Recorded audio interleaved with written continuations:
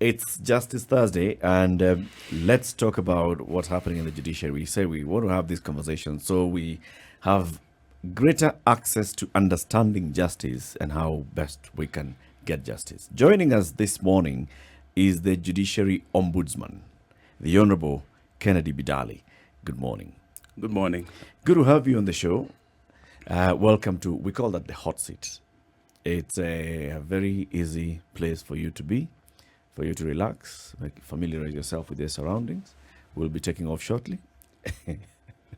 And it'll be a very nice one. So, when you talk about ombudsman, we go back into, many people think about the ombudsman in government, the Commission on Administrative Justice, the one where, if you have a complaint, you go and they look at it and see, so which the government officer was involved and how do we make sure that you get your service delivered to you as you should be getting a service as a citizen or as a resident of the country. Is this the same thing for the judiciary? Or what is the Judiciary Ombudsman? Thank you, Eric, for having me. The Commission on Administrative Justice is actually a creature of Parliament. Under Article 59, Kenyans allowed Parliament to legislate on having a public grievance redress mechanism, and Parliament did enact the CAJ Act, and that is the public ombudsman. The same act requires all public institutions to come up with a grievance redress mechanism. And in the judiciary, that's what is called the Judiciary Ombudsman's Office. Mm-hmm. So that is basically the history of and the role of the ombudsman. So one ombudsman's office, really a mouthful, deals with the public. I have a problem. I was charged wrongly. I was jailed wrongly. And I don't like the way this process, I complain. Mm-hmm. Industries, government institutions have issues. Now, who must I have issues with in order to come to you?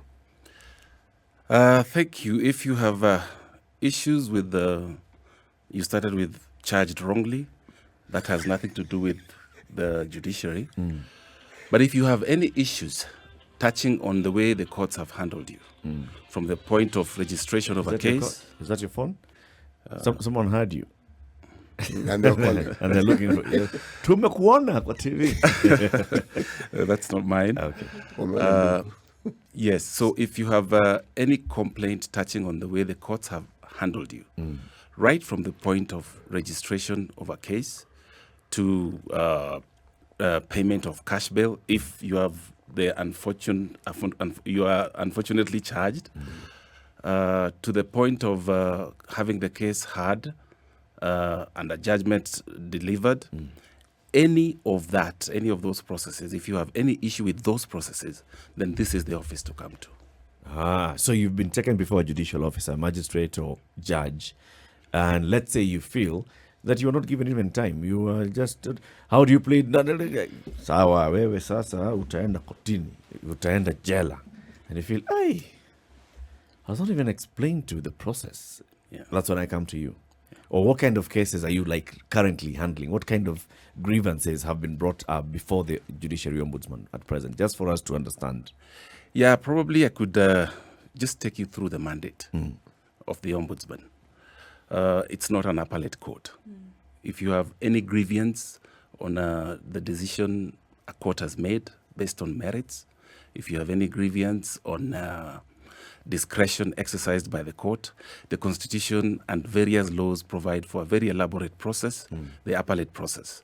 That can be corrected. Mm-hmm. The only issues we deal with are administrative in nature.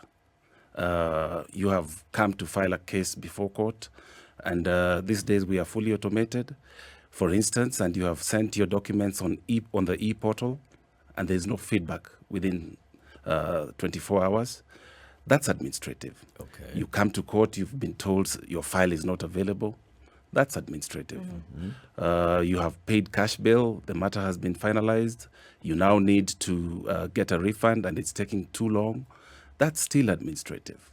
you feel that the exercise of discretion was egregious, made in bad faith, then that becomes an issue of misconduct, and that's an administrative issue that the ombudsman can take up. Okay, so are you safe to say that the ombudsman then is working for the public in judicial matters? Precisely. Okay, so how then has access been made easy or easier over time for any Kenyan to come in and say, I have this issue, I have the other? Yes, of course, there's the physical access that's being dealt with by various directorates in the judiciary. So I want to talk about the administrative access, because access can be physical or otherwise. Administratively, accessing the courts could be there, and you have a grievance that you think needs to be addressed by the courts, but you don't even know how to start filing the case. You don't have the information on what needs to be done for you to appear before a judge or a magistrate. There are processes, administrative processes in between. Those processes we are automating now, and a lot of our courts have now gone digital in terms of filing. In Nairobi specifically, you have to file through a platform that directly interacts with the courts. It's not always easy for each and every citizen. Those who practice in courts may find the process easier, but we get a lot of complaints about those who are unable to access those services. The same thing cascades across the country. In the counties, some of the courts are still receiving documents physically, and even then there is a payment to be done. There could be delays. All those are administrative interventions that we do work on. Then, of course, there is the issue of corruption and integrity, and there are instances where that have been reported where the staff have not acted the way they're supposed to. Those cases are also reported to the ombudsman. Actually, there was, I remember the story in the news last year about a case in Nakuru where, it's alleged that somebody was pretending that they are a magistrate and they have then asked to be given something small. Yeah. So the complainant then would come to the Office of the Ombudsman, and then you take a step back and establish whether this person is actually a judicial officer or not. Yeah. Unfortunately, not just the Nakuru case. There have been also incidents of court brokers in our corridors purporting to be judiciary staff. Of course, we are doing something about it just to make sure that the courts are cleaned from those elements. And by far and large, so far, we have been very successful. Yes. There are also very many cases of where a matter has gone before court and an award has been given, especially when it comes to insurance claims. An award has been given, and then the person who was supposed to be the intended beneficiary starts complaining that, the lawyer has not sent the money. So does this come to you, or does it go to the LSK? Because the person who's just knows, judge alisema nipewe 2 million. Yeah. Lawyer hanipatii 2 million. Unfortunately, a lot of those come to us, and they are not supposed to. Unfortunately, a lot of times, we receive complaints that the courts have not given dates, that courts have not done this and that. But the moment we start processing the complaints, we realize actually there's a third party involved. In the event the court has made an award, like you suggest, and the money has not been paid out to the litigant, really, if the advocate didn't act professionally, then that's a matter for the LSK disciplinary committee. However, if it is anything to do with the courts, the execution processes, the slow execution, then that's a matter within the judiciary. Yes, and if the payments have not been made despite the execution, then there are other authorities, the Insurance Regulatory Authority, the LSK, if the money is with the advocate, and so on. Unfortunately, maybe I'll take this opportunity just to clarify that we do receive a lot of those. We don't just sit on them. We have a partnership with the other agencies, so we send those complaints to those agencies for further action. Do you follow up? Really, we don't, because you're the first point of contact with the complainant. And as far as they're concerned, I mean, they came to the Judiciary Ombudsman. Really, we don't, because you remember in the beginning you talked about the Public Ombudsman, CAJ. It's like the parent. We work under that umbrella. And that really is the body that follows up on those complaints, just like they do follow up on the complaints they forward to the judiciary. Okay. Something that has always puzzled me is the role and the mandate is powerful, it is clear. But then once you have accomplished, once you have seen this role to its logical conclusion, then what? The rule or role? The role of the ombudsman? Yes, I mean, apart from just investigating and trying, the end result of all your activities, what is it supposed to produce? Yes, the end result is supposed to ensure access to justice. The end result is supposed to ensure that cases are heard expeditiously and determined in the manner provided. Actually, we have a performance contract for about 3 years, and that most cases ought to be determined within a year, but for the very complex cases, it's not practical. So the end result would be a public that has easy access to the courts, a public whose cases are fast-tracked, go through the system quickly, a public who is confident that if they file a matter in the judiciary in January 2022, that in February 2023, the matter will be determined. As I said, it's not currently very practical for that. There are measures being taken to ensure that all those cases are fast-tracked. Just the other day, you heard about the CJ talking about the issue of adjournment, because that's a major issue in the judiciary. It causes a lot of delay. So those are some of the areas we look at administratively to see how they can be minimized and ensure access to justice. So if somebody has a complaint against a judicial officer, a magistrate or a judge, and they say, I mean, this judge has just been, there's some collusion that I suspect. Every time my matter is supposed to be before this court, it's adjourned, it's adjourned, it's adjourned. And I want to file a complaint against the judicial officer. What do you do with that? Do you now say that this is a matter that requires this judge to be investigated? Well, of course, just like any inquiry, we'll look at the credibility of that complaint. If it touches on a judge, the Constitution is clear under Article 168. There are very elaborate processes on what needs to be done and the grounds under which a judge ought to be removed. The same Constitution provides that complaints and grievances shall be handled by the Judicial Service Commission. However, it opens the window to Parliament to legislate and delegate some of those functions. And Parliament has done that and delegated some of those functions, especially those touching on judicial officers and staff, to the Chief Justice as head of judiciary. So in the event you have a complaint against a judicial officer, the office will look at the credibility of that complaint just by, if it touches on the merits of a decision made. Remember, judicial officers have impunity.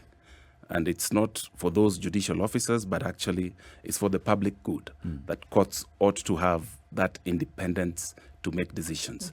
And judicial officers cannot fear making decisions because they feel that there could be a complaint that leads to a disciplinary process. Right.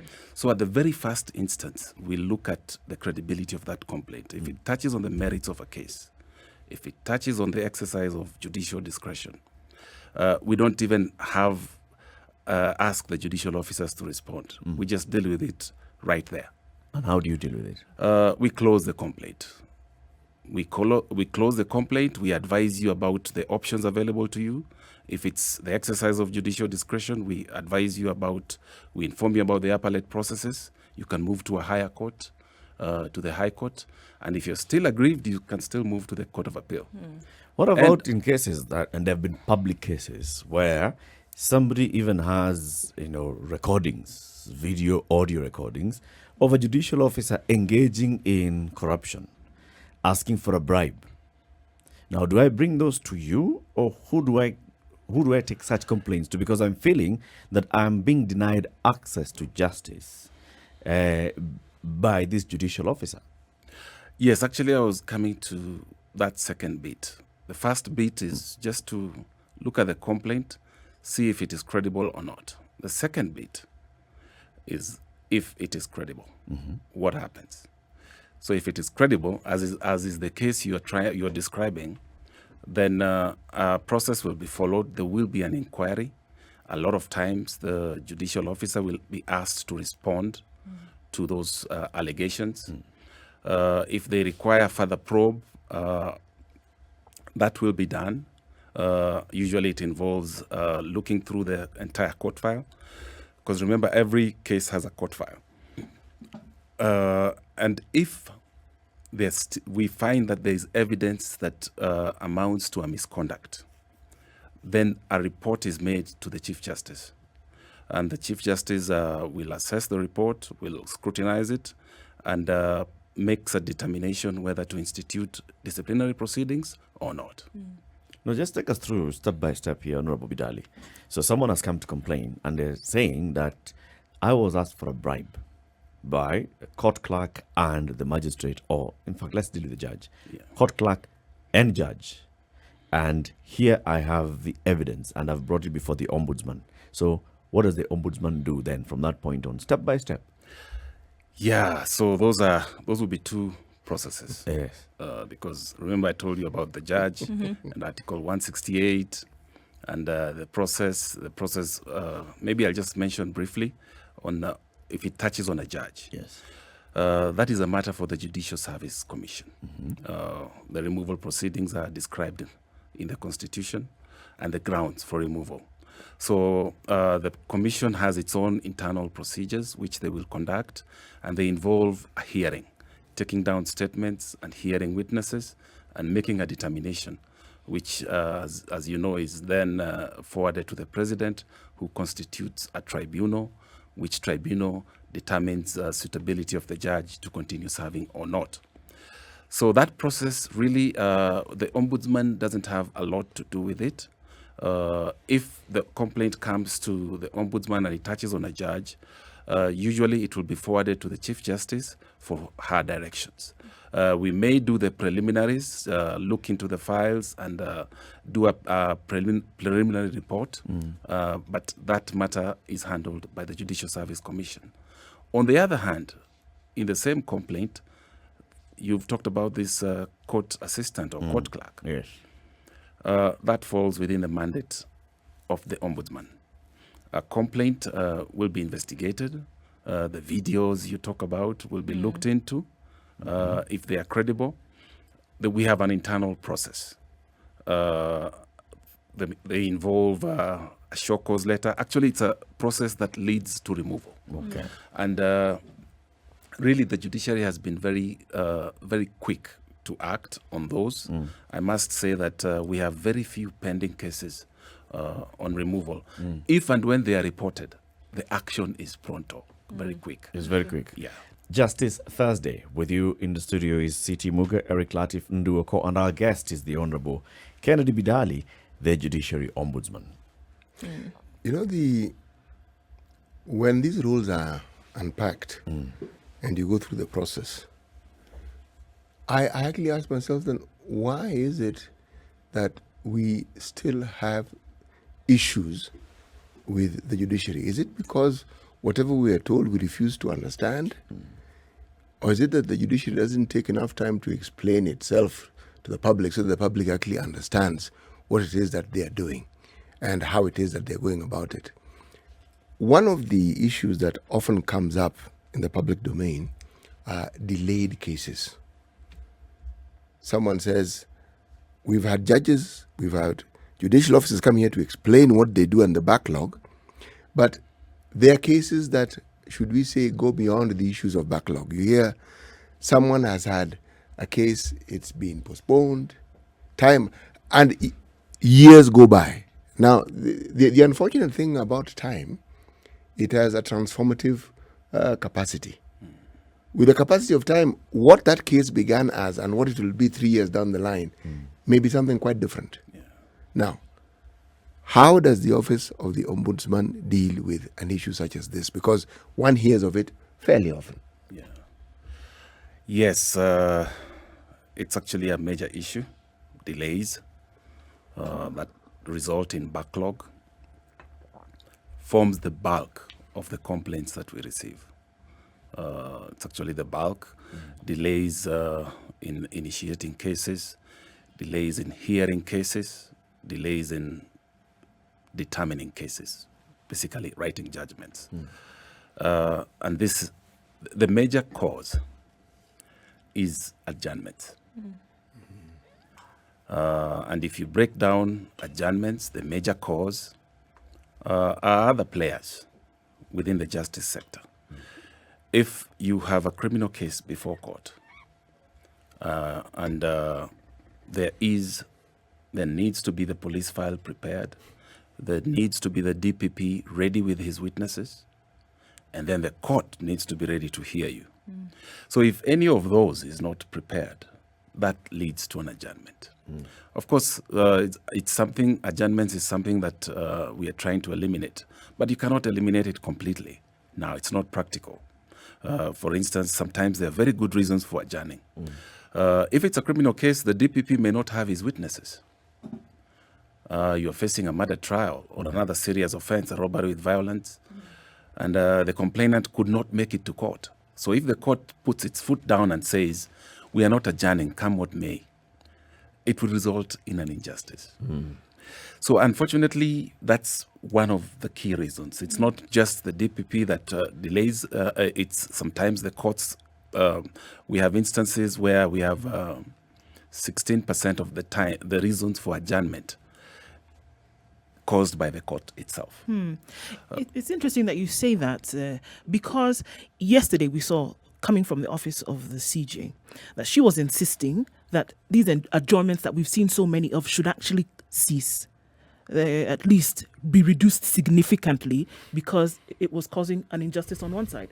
But here we are saying that if you say that adjournments cannot take place for certain reasons, that in itself is also causing an injustice. So how do you balance the two? That you're damned if you do and you're damned if you don't, because injustice then is the thing that comes in. And here we are trying to reduce the bulk of these cases that come to your desk, and at the same time, reduce the backlog that clearly is the bane of the judicial experience. Yes, that's the delicate balance. And we have organizations that have come in. The Chief Justice chairs the NCAJ, brings all players together. And if we feel that one of the players is causing a delay, they're able to discuss in that forum and agree. We have an issue with witnesses coming to court. What can be done about it to ensure that courts, the DPP always have their witnesses ready? Are the police bonding the witnesses? Because you see, the DPP prosecutes, but it's the police that bonds the witnesses. So if the chain breaks in any of those, it will lead to a delay. So I think that is usually discussed under the umbrella of NCAJ. But from the courts, as ombudsman, we do follow up. We know we have the daily court returns. And those are mined and broken down into which court is adjourning, how many times in a year, actually in a quarter, what are the reasons. And then administratively, we look at those reasons. If, for instance, the adjournments are being caused because of lack of physical space, then we escalate the matter to the responsible directorate that ensures that that is facilitated. In some instances, adjournments are caused because of unavailability of the courts or the judicial officers. There are now there are procedures now. Courts don't just go on training or don't just take leave. There is a roster at the beginning of the financial year that is adhered to. And if it's a training, we have an annual training plan that's adhered to. This is supposed to ensure that the cases that are confirmed for hearing are actually heard. And in the event they are not heard, then they ought to be fast-tracked and given the next available hearing date. So it's a delicate balance, especially when it comes to criminal cases, where there are other players involved and where the courts strive to do justice. A lot of times we you find that adjournment is the best way to do justice. Yes. Does the Office of the Ombudsman have sufficient powers within its mandate to commence an investigation once you see that there's a suspicious trend that's developing within certain offices, within certain cases, within certain judges or magistrates, or within certain areas, and you notice there could be some sense of corruption creeping in, collusion that leads into these adjournments. This time it was a witness who was not available. Next time it was a judicial officer who was not available. The other time it was the police who said our file or our vehicle broke down. So are you able to investigate and see that there's something untoward happening here, and then you take action? Yes, we are. We do have all returns from all courts across the country. And on every given evening, we know which court handled how many matters.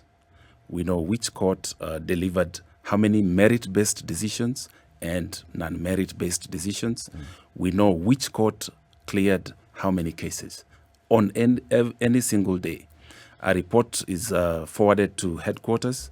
Usually we have a directorate of DPOP which mines the report and makes it easier for us to understand and to get the trends. So it is possible actually from these returns to tell which courts are adjourning matters the most, which courts are taking the longest to begin hearing a case, and which courts are taking the longest to deliver judgments.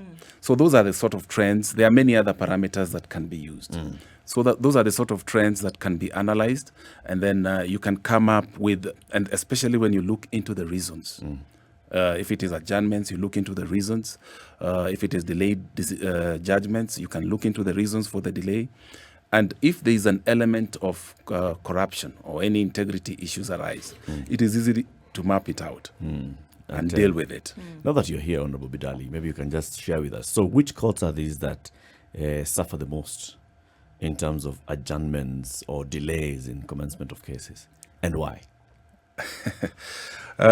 We did give a State of Judiciary address, I think, some time back. And if you look into that report, you'll actually find a lot of details on all case returns, actually, which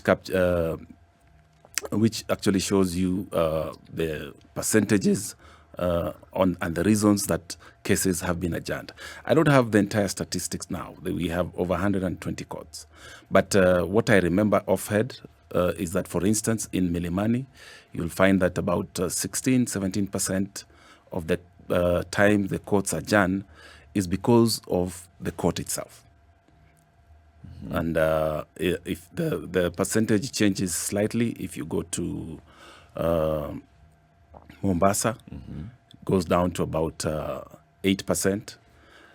So if you analyze that statistic and that data, you can actually come up with those trends and know exactly why the cases are being adjourned. You asked about the reasons. A lot of times, in civil cases, this vary with the cases. In civil cases, the reasons are unavailability or unpreparedness of the parties to the case. That is the bulk.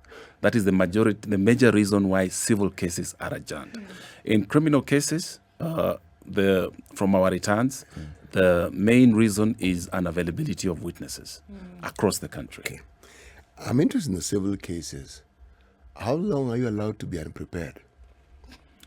In civil cases, there's an elaborate procedure in there, but maybe just to try and answer your question is I'll make reference to a provision of the law whereby if you are inactive for a certain period, your case will be dismissed without further reference to you. Or it will be decided on without reference to you? Well, it cannot be decided, it will just be dismissed. Let's Is say, that for not instance, an injustice in itself? Aha. Yet again.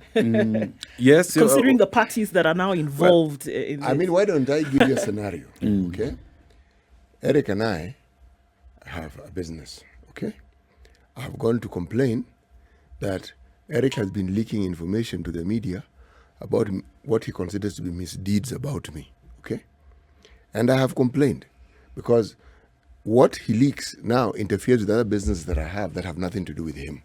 Okay? Now, so I've brought this case before the Ombudsman because this case just keeps delaying because his lawyer keeps saying they haven't quite gotten all the information they want. There's an adjournment. Eric has a flu that has lasted, and it lasts specifically on the days that he's supposed to be in court. Okay? And this thing has gone on for a year, and we're getting on to the second year. Eric hasn't turned up. He hasn't, and there's one reason. There's an adjournment, and the harm that has been done to me. Yeah. Still, it's not as though it's static. It actually escalates. So, when you have such delays, this really is my question. Okay, an office such as yours, your office to be specific. How do we resolve such a thing? That's why I asked the question. How long is this person allowed to keep delaying this thing? Yeah, actually, that is. I think that could be the reasons behind the recent policy directions by the Chief Justice. This is what the office does. It mines and looks at the trends, and once we establish that adjournments are creating a serious backlog within the courts, that report is presented to the Chief Justice. And that's where you're seeing these policy directions on adjournments, essentially saying that you cannot just adjourn on whimsical excuse. It has to be the exception. I think those are the directions that have come out. As I said earlier, it's very hard to come up with a very hard and fast rule and say no adjournments, no matter the reason. That I understand. I understand completely. But if the case that has been brought before the judicial system is clear and is understood, this is what it's about. Surely the parameters that are required to be fulfilled before the case can proceed also ought to be clear. So the adjournment is also clear and is understood within that particular ambit. But again, for how long?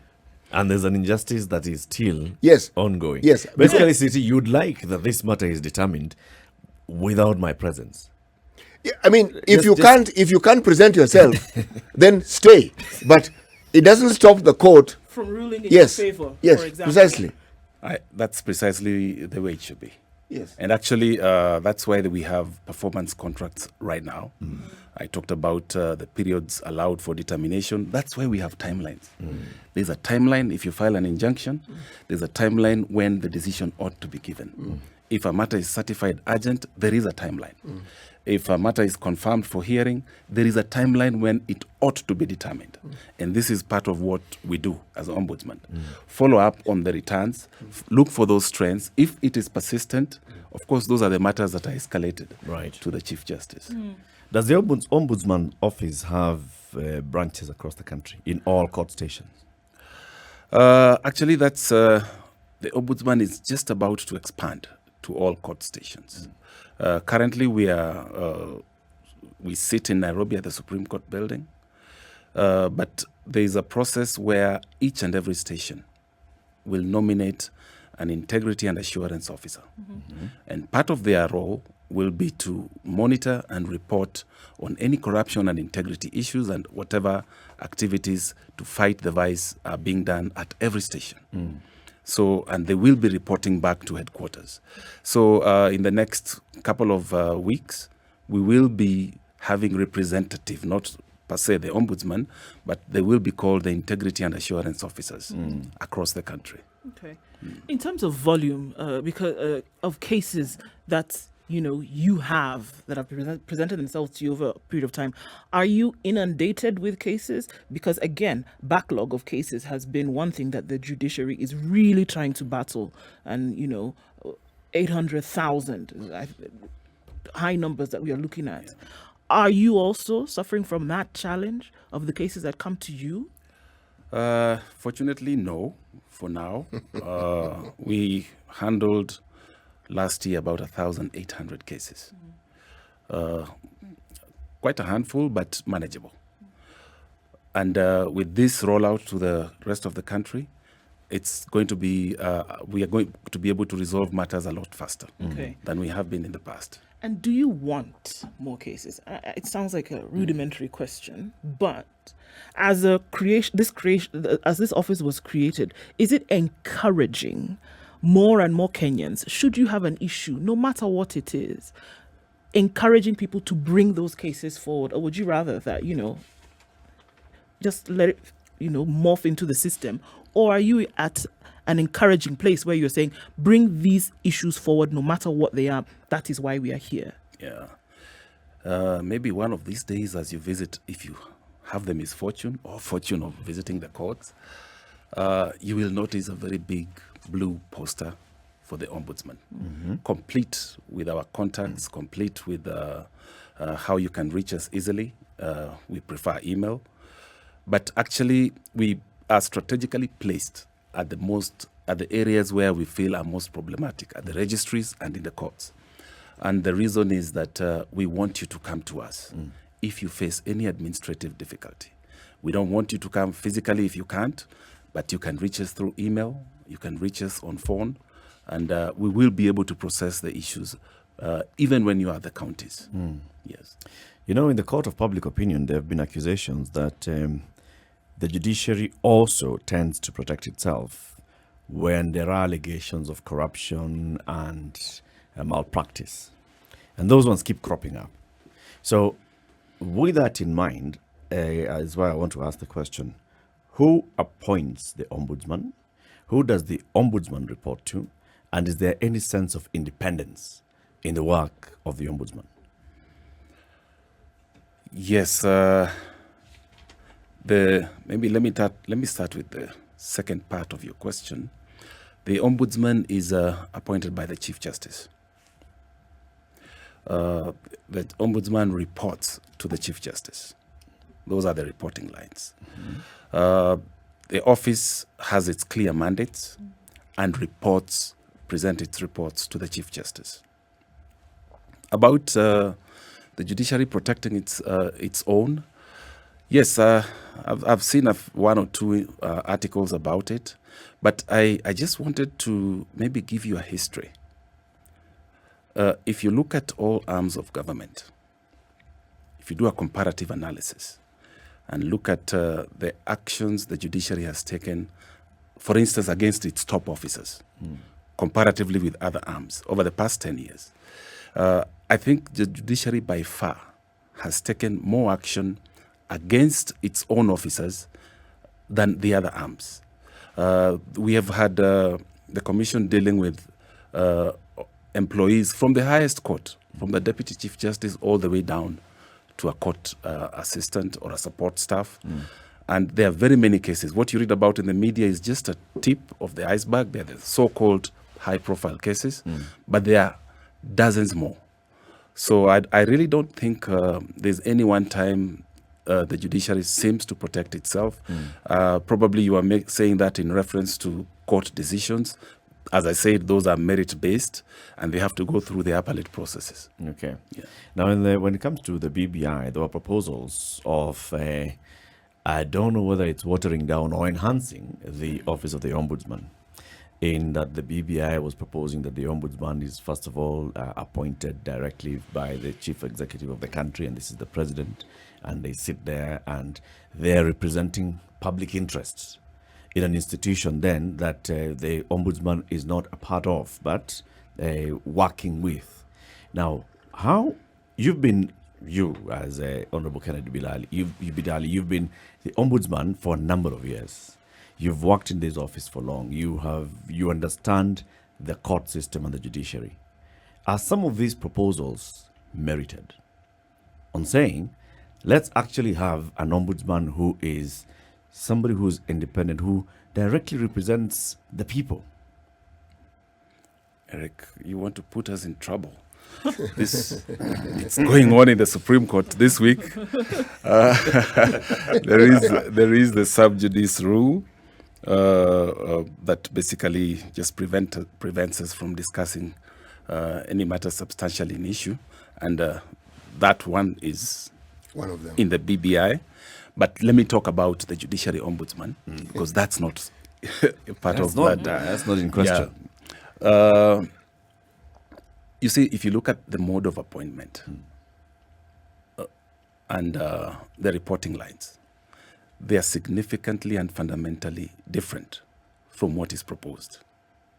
The appointment is by the Chief Justice. The reporting lines are by the Chief Justice, are through the Chief Justice. This is fundamentally different. I think that's the most I think I can go to without touching on the matter. Now, I'm that looking is at it. pending. Let's compare, for example, the ombudsman, the public ombudsman. Public ombudsman, there's a panel that recruits the public ombudsman, and therefore that means that there is no, collusion. It's not, the public ombudsman is not a direct appointee of the president. The public ombudsman is not a direct appointee of some cabinet secretary. But there's some public recruitment process that happens. Would that be a good thing when it comes to the judiciary ombudsman? You see, the public To increase the independence, not just the independence, but the confidence of the people who are coming to complain before the judiciary ombudsman, that this person will not, if I'm coming to complain about the Chief Justice, this person will still deal with this matter. if you're complaining about the Chief Justice or any judge of the High Court, there is a very clear mechanism under Article 168. It's not to the judiciary. It has to go to the commission, which is independent, and there are very clear guidelines on how the commissioners are appointed and so on. But if you do a comparative analysis with the CAJ, for instance, you see their appointments are governed by law. There is an act of parliament that actually governs how the commissioners or the board is appointed by the public ombudsman.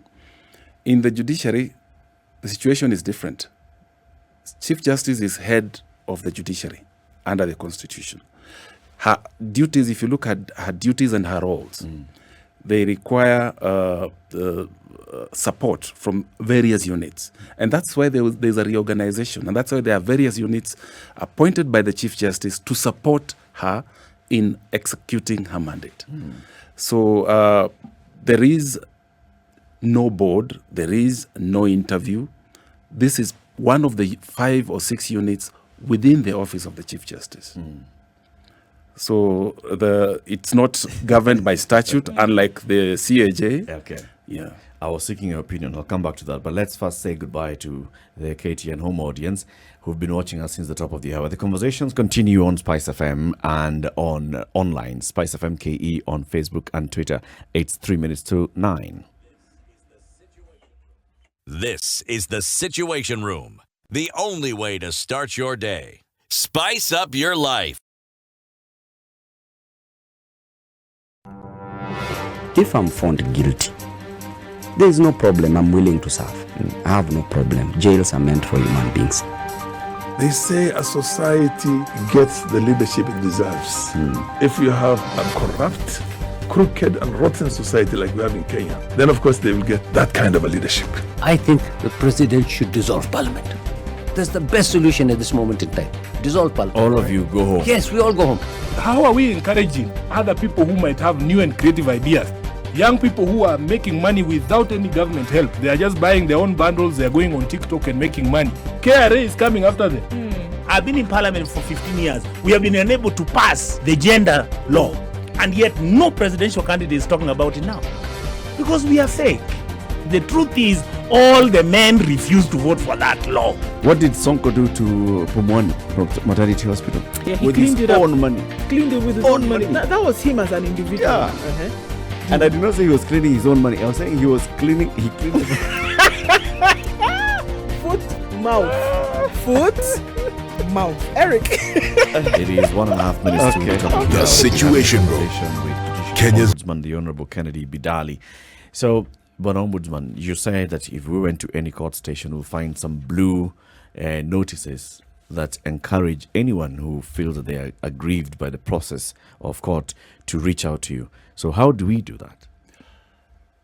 We have a complaints management system that interacts very easily with emails. So actually we encourage a lot of court users to send us an email at servicedesk@judiciary.go.ke. That interfaces with our grievance redress system. We are able to see it immediately and forward it to relevant stations for action. So service desk? Servicedesk@judiciary.go.ke. That's an easy one, actually. Service desk at judiciary.go.ke. Yes, and that's just one way. Actually, if you have if you are unable to access us on email, you can write to us at Judiciary Ombudsman's office, Supreme Court Building, or you can walk into room number 10 in the Supreme Court building. The Supreme Court building. 10, not Downing Street. 10. Thank you very much for joining us. Thank you. Thank you for having me, Eric. Asante. Yeah. This is the Situation Room, the only way to start your day.